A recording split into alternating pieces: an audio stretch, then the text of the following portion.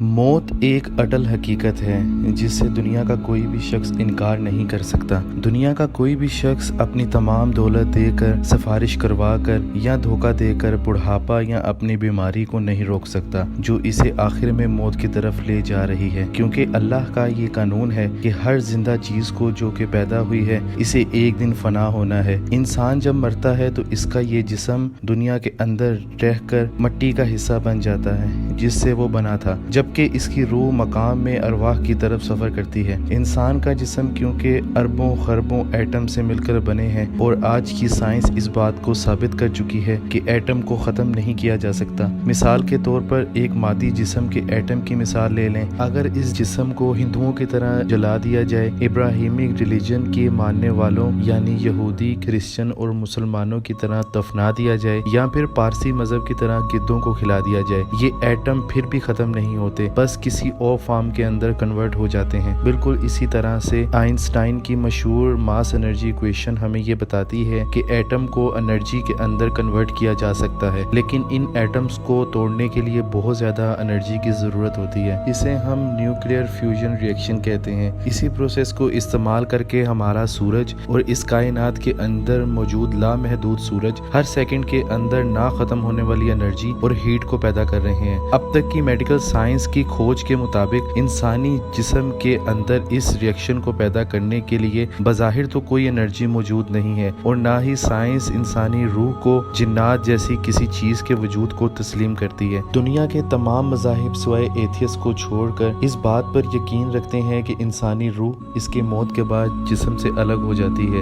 یہ کیونکہ انرجی کی صورت موجود ہوتی ہے، لہٰذا اس پر وقت یا ڈائمینشن کا کوئی بھی قانون لاگو نہیں ہوتا، یہ امر ہوتی ہے۔ آج کی موجودہ سائنس اب تک اپنے لمیٹڈ نالج پر یہ کلیم کر رہی ہے، اور ممکن ہے کہ کل مزید ایڈوانس ہونے کے بعد وہ خود اپنے اس کلیم سے پیچھے ہٹ کر روح کو ایکسپلین کر دیں، کیونکہ آج کی میڈیکل سائنس بھی انسانی جسم کے بارے میں سب کچھ جاننے کا دعویٰ نہیں کرتی، بلکہ آج کی لمیٹڈ نالج کے مطابق وہ انسانی جسم کے بارے میں 1% بھی نہیں جانتی۔ مثال کے طور پر انسان ڈی این اے کی مثال لے لیں۔ صرف آرگن ٹرانسپلانٹ کرنے کا یہ مطلب نہیں ہے کہ وہ اس آرگن کے بارے میں اور اس کی ورکنگ کے بارے میں سب کچھ سمجھ آتے ہیں۔ اگر زندگی میں خدا نخواستہ آپ کو کبھی کسی کمزوری یا پھر کسی آپریشن کی وجہ سے بے ہوش ہونا پڑا تو آپ کچھ پرسنٹ تک موت کو محسوس کر سکتے ہیں۔ آپ کسی حد تک یہ جان سکتے ہیں کہ انسان موت کے وقت کیا محسوس کرتا ہے۔ اسی کنڈیشن کے لیے زندہ لاش کی ٹرم استعمال کی جاتی ہے، جبکہ میڈیکل سائنس کے اندر اس کو کہتے ہیں نیئر ڈیتھ ایکسپیرینس۔ کوما میں رہ کر نیئر ڈیتھ ایکسپیرینس کرنے والے بہت سے پیشنٹ کی بالکل ایک جیسی سٹوری تھی۔ ان کا کہنا تھا کہ موت کے کچھ ہی ٹائم کے بعد ہم محسوس کرتے ہیں کہ جیسے ہم کوئی بہت ہی ڈراؤنا خواب دیکھ رہے ہیں۔ ہمارا دماغ ہمارے جسم کے اندر قید ہے، مسلسل اندھیرا ان کی آنکھوں کے سامنے سے ہٹنے کا نام ہی نہیں لیتا۔ مارٹن پیسورس ایک ساؤتھ افریقہ کا لڑکا تھا، اور یہ 12 سال تک کوما کے اندر رہا، یعنی کہ 12 سال تک اس کا دماغ اس کے جسم کے اندر قید رہا۔ ایسی یونیک کیس نے میڈیکل فیلڈ کو ہلا کر رکھ دیا، کیونکہ عام طور پر اتنے لمبے کوما کے اندر جانے والا شخص کے بچنے کے چانسز انتہائی کم ہوتے ہیں۔ 12 سال کی عمر کے اندر اچانک اس کے گلے کے اندر درد شروع ہوا تو کچھ ہی مہینوں کے اندر اس کے جسم نے کام کرنا چھوڑ دیا، یہ پیرالائز ہونا شروع ہو گیا۔ یہ اچانک سے کوما کے اندر چلا گیا، اور اس کی آنکھیں تو کھلی تھیں، لیکن یہ نہ تو کسی کو سن سکتا تھا اور نہ کسی کو محسوس کر سکتا تھا، بلکہ ایک زندہ لاش کی طرح۔ ڈاکٹر نے مارٹنس کے ماں باپ کو یہ جواب دے دیا کہ اب وہ کبھی بھی مر سکتا ہے، لیکن اچانک سے ایک دن 4 سال کے بعد اس کو ہوش آنا شروع ہو گیا، اور 12 سال کے بعد کے مکمل طور پر کوما سے جاگ گیا، اور اس نے جو کچھ اپنے نیئر ڈیتھ ایکسپیرینس کے بارے میں دنیا کو بتایا، اس نے دنیا کو ہلا کر رکھ دیا۔ وہ کہتا ہے کہ مجھے ایسا محسوس ہو رہا تھا کہ میرے چاروں طرف بس اندھیرا موجود ہے، اور میں ایک سنسان جزیرے پر قید ہوں جہاں پر میرے علاوہ کوئی موجود نہیں۔ 4 سال کے بعد جب مجھے ہوش آیا تو میں آپ سب کی باتیں سن رہا تھا، سمجھ رہا تھا، اور سب کچھ دیکھ بھی رہا تھا، لیکن مجھے بولنے کی اجازت نہیں تھی۔ میں بہت کچھ بتانا چاہتا تھا، لیکن چاہ کر بھی کچھ نہیں بتا سکا۔ وہ کہتا ہے کہ مجھے ایسا محسوس ہوتا تھا کہ میں دنیا کے اندر تو موجود ہوں، لیکن کسی اور شخص کو اس بات کا احساس نہیں ہے۔ میں اپنے جسم ہی کے اندر قید ہوں۔ مارٹن کی طرح کے اور بھی بہت سے لوگوں کا بالکل یہی کہنا تھا، جو کہ کوما کے اندر رہ کر اچانک سے جاگ گئے۔ یہ لوگ زندہ لاش سے یعنی مرے بھی نہیں تھے اور زندہ بھی نہیں تھے۔ انہی لوگوں پر ریسرچ نے سائنس کو یہ بتایا کہ آخر انسان موت کے وقت کیا محسوس کرتا ہے، ایک انسان کو اپنی موت کا احساس کیسے ہوتا ہے، اور اب وہ واقعی مر چکے ہیں۔ آج کی میڈیکل سائنس کے اندر دل کے بند ہونے کا مطلب موت نہیں ہے، بلکہ دماغ کا کام نہ کرنا موت کہلاتا ہے۔ انسانی جسم کی موت کے کئی گھنٹوں تک دماغ ایکٹیو رہتا ہے، لیکن کتنا دیر تک، یہ ابھی تک میڈیکل سائنس کے اندر ایک بحث ہے۔ لیکن اس دوران وہ انسان اتنا بے بس ہوتا ہے کہ اس کا اپنے جسم کے مسل سے تعلق ختم ہونے کی وجہ سے وہ نہ تو کچھ بول پاتا ہے اور نہ کوئی حرکت کر پاتا ہے، لیکن وہ سب کچھ دیکھ اور سن رہا ہوتا ہے، بالکل مارٹن کے کیس کی طرح۔ کیا آپ جانتے ہیں کہ بالکل سیم یہی کنڈیشن اسلامی حوالوں سے بھی ثابت ہے کہ انسان اپنی قبر کے اندر دفنائے جانے کے بعد لوگوں کے واپس جانے کے قدموں کی آواز تک سنتا ہے، لیکن بظاہر وہ دنیا کے لوگوں کے لیے تو مر چکا ہے۔ اسلامی حوالوں اور احادیث مبارکہ کی روشنی میں پتہ چلتا ہے کہ جب ایک انسان کو قبر کے اندر اتارا جاتا ہے تو وہ مسلسل چیختا ہے، اپنے رشتہ داروں کو، اپنی سیکیورٹی گارڈز کو اور ان لوگوں کو جنہیں وہ دنیا کے اندر اپنی مدد کے لیے پکارا کرتا تھا، انہی سے مدد کی بھیک مانگتا ہے۔ صرف انسان کو چھوڑ کر دنیا کی ہر مخلوق اس کی چیخوں پکار کو سنتی ہے۔ جب یہ سب لوگ یا پھر ان کے رشتہ دار اس کو قبر کے اندر اس کو اکیلا چھوڑ کر واپس جانے لگتے ہیں تو اللہ تعالیٰ اپنے حکم سے دوبارہ سے اس روح کو اس کے جسم کے اندر واپس لوٹا دیتا ہے۔ وہ انسان پھر سے اپنی آنکھیں کھولتا ہے اور اس سے محسوس ہوتا ہے کہ وہ اب خواب سے جاگ چکا ہے۔ وہ اپنے کفن کو دیکھتا ہے جس کے اندر وہ لپٹا ہوتا ہے اور اسے ڈر کر خود سے سوال کرتا ہے کہ میں کہاں ہوں اور اس میں اور اس کفن کے ساتھ میں اکیلا کیوں ہوں؟ اب اسے یقین ہوتا ہے کہ میں مر چکا ہوں اور یہ کوئی خواب نہیں ہے بلکہ حقیقت ہے۔ اگر یہ میت کافر تھی تو یہ سب کچھ دیکھ کر وہ چیخنے چلانے لگتا ہے،